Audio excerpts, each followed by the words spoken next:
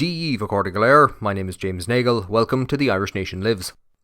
On the 13th of September 1919, Éamon de Valera sailed aboard a luxury yacht into Newport, Rhode Island. There he was welcomed at City Hall, feted with a banquet and given a guard of honour by veterans of the First World War. This all stood in marked contrast to the chaos in Ireland, where Dáil Éireann had been suppressed by the British authorities on the 10th of September, and the day before his arrival in Newport, Sinn Féin headquarters on Harcourt Street had been raided, almost resulting in the capture of Michael Collins.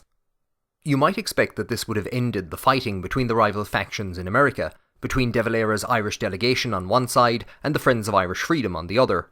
Instead, it made matters worse. On the 14th of September, Joseph McGarrity and Dr. Patrick McCartan held a protest meeting in New York condemning the suppression of the Irish Parliament and calling on Congress to cut off British funding. While it generated much publicity, neither John Devoy nor Judge Daniel Cohallen were invited to attend, but they were sent the bill. The Irish delegation was utterly dependent on the Friends of Irish Freedom for funds until their own bond drive started, but they weren't afraid to bite the hand that fed them. While waiting for arrangements on the bond drive to be finalised, de Valera set out on another major tour of the United States on the 1st of October. A bodyguard of 3,000 veterans marched beside his car as he set off from Philadelphia, and in Indiana, his visit to Notre Dame has gone down in legend as popularising the college's use of the nickname the Fighting Irish. One of the most famous moments in his trip, if not indeed his entire life, occurred on the 18th of October when he visited the reservation of the Chippewa tribe in Wisconsin. He was welcomed as a representative of one oppressed nation to another and was made a chief of the Chippewa Indians. Given the name Dressing Feather in their language, he would take great pride in being referred to in Ireland authoritatively as the Chief. Up until now, de Valera could have been forgiven for thinking that he had the entire United States behind him in support of Irish independence. Wherever he went, he had been met by massive cheering crowds, and the local political elite fought to outdo each other in singing his praises. But this was because his appearances so far had mostly been in areas with large Irish populations. Those politicians were generally of Irish descent or dependent on Irish votes to stay in office. As he and his entourage expanded to other areas in a bid to promote the bond drive, they began to face the first serious opposition to his presence in America. Many in the United States saw Britain as a close friend, considering that they were allies who had fought side by side in the First World War. They considered the 1916 Rising, for which the rebels had sought German support, to have been a treacherous act, and were opposed to their country being used to finance Ireland's bid for independence. Anti-Catholic sentiment was still common in the United States, and the war in Europe had led to a rise in nativism and a distrust for hyphenated Americans, mainly the German Americans whose loyalty to the United States was questioned, but also groups like the Irish Americans and the Italian Americans. De Valera seemed to be proof that these groups would be used by foreign interests to attack allies of the United States and interfere in their political system. While one set of veterans were providing a bodyguard for the Irish president in Philadelphia, others were meeting to oppose him. The state's branch of the American Legion, a veterans organisation founded earlier in the year, passed a motion condemning de Valera and those who supported him. Towards the end of the month, the mayor of Kansas City refused to formally welcome him on his arrival due to speeches that he had delivered criticising the Versailles Peace Conference. In November, at Portland, Oregon, the driver of his car, which was flying both the American and Irish flag, was accosted by members of the American Legion.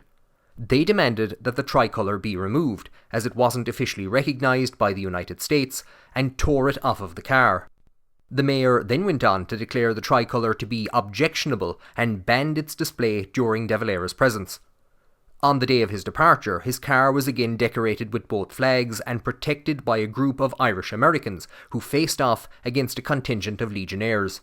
As it left the city, de Valera's car was chased down by another, which pulled alongside it, and a passenger reached out and ripped off the Irish tricolour. His trip to Los Angeles was preceded by a weeks-long anti-Irish campaign.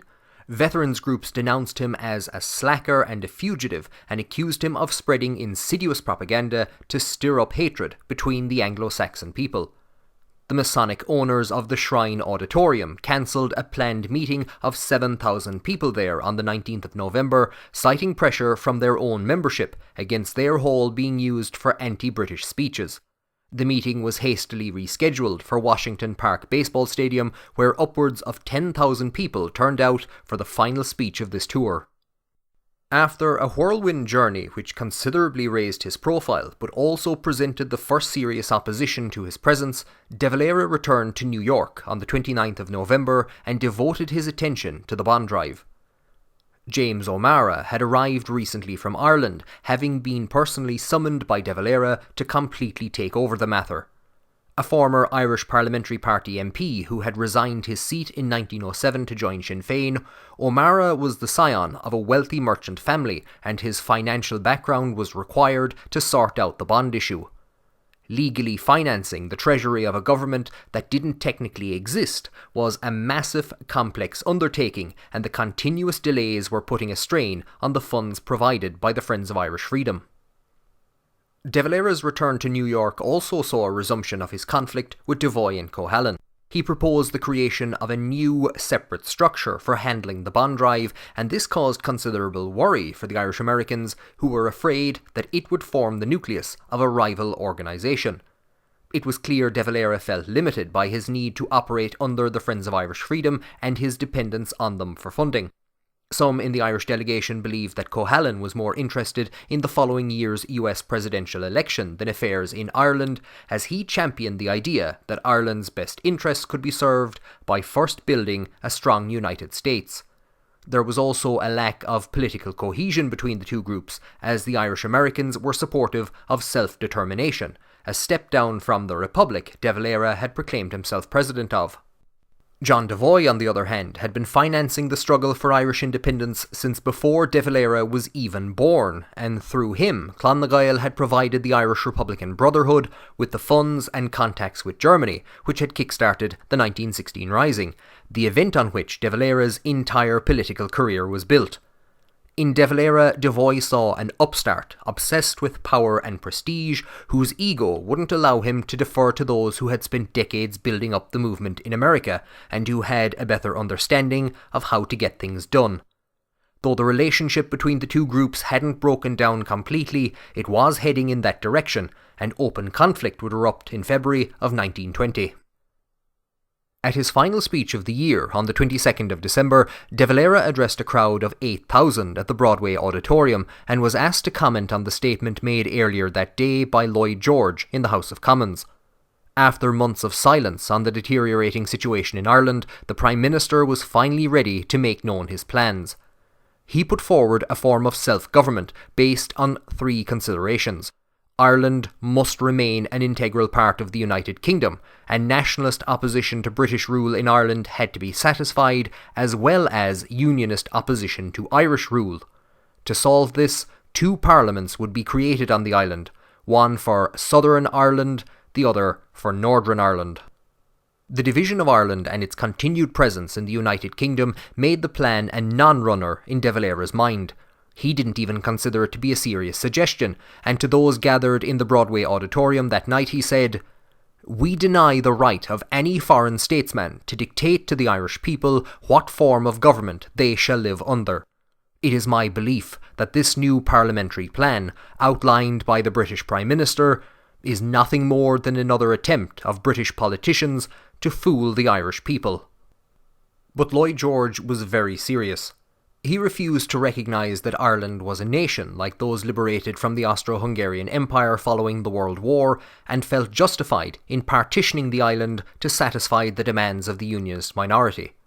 The Government of Ireland Act would become law a year later, with elections for the two parliaments held on the 24th of May 1921. With his plan implemented, he would offer a truce to bring the War of Independence to an end, and meet with De Valera to arrange the treaty negotiations. While willing to compromise on Irish membership of the United Kingdom, Lloyd George's refusal to consider De Valera's external association and insistence on an oath of allegiance would split the nationalists and plunge Ireland into civil war. But for now, De Valera can look forward to spending an enjoyable Christmas with his mother and her family. The bond drive will finally kick off in the new year, but his lack of understanding of US foreign policy will prove to be the final straw in the fraught relationship with the Friends of Irish Freedom, kicking off the decisive battle for control of the Irish-American movement. Meanwhile, in Ireland, with attacks against the RIC and resignations from the force leading to a breakdown in British law and order, preparations were being made for the deployment of the notorious Black and Tans. If you enjoyed this episode, please give it a like and subscribe to be kept up to date with everything happening on the channel. New episodes are coming shortly on the continuing intelligence war in Dublin and an attempt to assassinate the head of the British administration in Ireland. Accorda, thank you for joining me on The Irish Nation Lives. Slán go fóill.